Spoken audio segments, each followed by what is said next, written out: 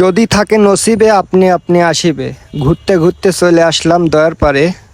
আইসা দেখি একটা বাইম মাছ নদীর পারে শুয়ে আছে। প্রথমে মনে করছি মোরা মাছ, তবে ওটা মোরা মাছ না, অবশ্যই তাজা মাছ। চেষ্টা করে দেখি ধরতে পারি নাকি মাছটা।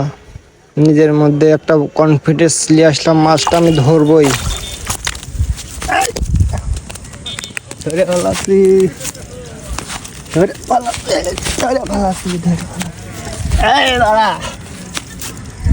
দাঁড়া দাঁড়া দাঁড়া দাঁড়া দাঁড়া, ধরে ফেলাছি।